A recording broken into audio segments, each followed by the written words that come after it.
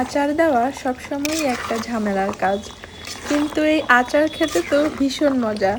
ভুনা খিচুড়ির সাথে যদি একটু মজার আচার না হয়, আর সেটা যদি হয় আমের আচার, তাহলে তো খিচুড়ির টেস্ট দ্বিগুণ বেড়ে যায়। তো এইবারের আমার আচার আর হচ্ছে আমসত্ত্ব, আমি আচারটা একটু বেশি দিয়েছি আর আমসত্ত্বটা একটু পরিমাণে কম দিয়েছি। আর এই যে আচারের জন্য যা যা প্রিপারেশন লাগে, মশলা প্রিপারেশন, কারণ আচার বানাতে হচ্ছে পারফেক্ট যদি মশলাটা রেডি না হয় তাহলে হচ্ছে আচারের টেস্ট আসে না। আর এই মশলা রেডি করতে আমার অনেক কষ্ট হয়েছে, এগুলাকে হচ্ছে সব সুন্দর করে রেডি করে নিয়েছি আচার বানানোর আগে। তারপরে গিয়েছি আম প্রিপারেশন। এই যে আমি বাজারে গিয়েছিলাম, দেখি এখন এই সিজন যে আম পাওয়া যাচ্ছে না, কাঁচা আম পাওয়া যাচ্ছে না। তারপরে হচ্ছে অল্প আছে বাজারে, কিন্তু ওগুলো একটু পাকা টাইপের।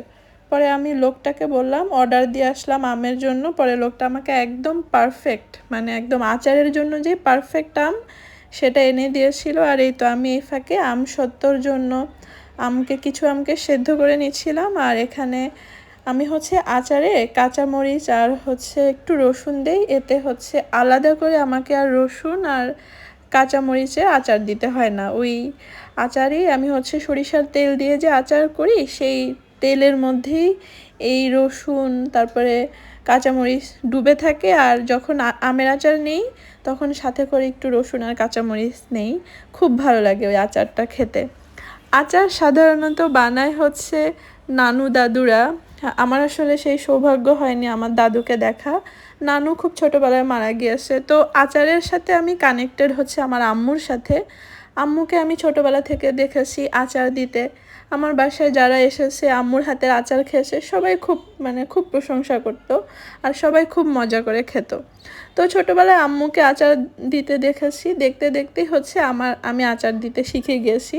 কারণ এখন অনেকে বলে যে মাশাআল্লাহ তুমি এত আচার কিভাবে দাও বা আচার কিভাবে দিতে পারো।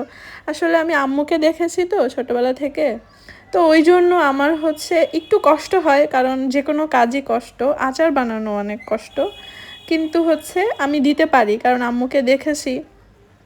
আর হচ্ছে এই যে এখানে হচ্ছে ফাইনালি সব হয়ে গিয়েছে। আমি আচারটাকে একটু ঠান্ডা হতে দিয়েছিলাম, এগুলোকে একটু ঠান্ডা হলে তারপরে হচ্ছে আমি কাচের বয়মে ঢেলে রাখবো। কিন্তু আগে 2 দিন আমি এইভাবে ডাইনিং টেবিলের উপরেই রেখে দিয়েছিলাম।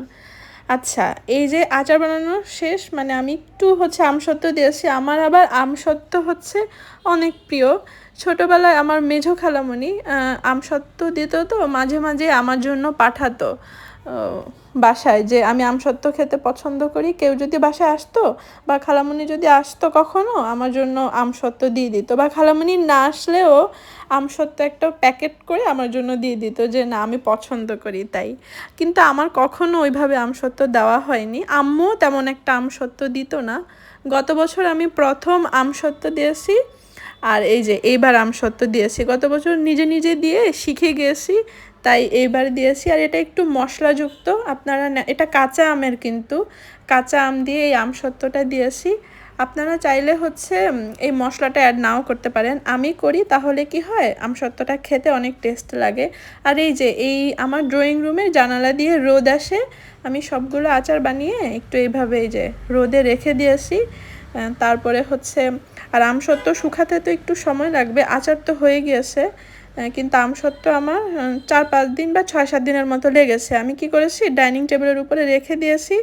আর এই যে একদিন ছাদে 2 ঘন্টার মতো এই যে আমার জানালা দিয়ে যে রোদ আসে সেখানে রেখে দিয়েছিলাম। তারপরে আমসত্ত্বগুলো শুকিয়ে গেছে। আর এই যে ফাইনালি আমি আমসত্ত্ব এখানে আসছি যে কাটবো। আমি খুবই এক্সাইটেড ছিলাম যে আমসত্ত্বগুলো শুকাচ্ছে না কেন। 6-7 দিন লেগেছে। বারান্দায় না, আমার জানালার সাথে একটু রোদে দিয়েছি, ছাদে রোদে দিয়েছি। ছাদে 2 ঘন্টা দিয়েছি, কারণ ছাদে ধুলাবালি আসতে পারে কিংবা পাখি এসে খেয়ে ফেলে।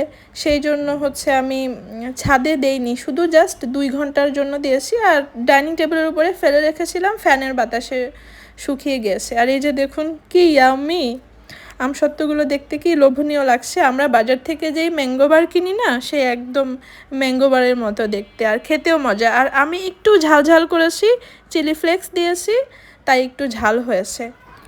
ফাইনালি আমার এবারের আচার বানানো কমপ্লিট। আমি হচ্ছে ঈদ চলে গিয়েছে, আমের সিজনও প্রায় চলে যাচ্ছে। আমি টেনশনে ছিলাম যে আমি আচার দিতে পারবো কিনা, কারণ খিচুড়ির সাথে একটু আচার না হলে জমে না।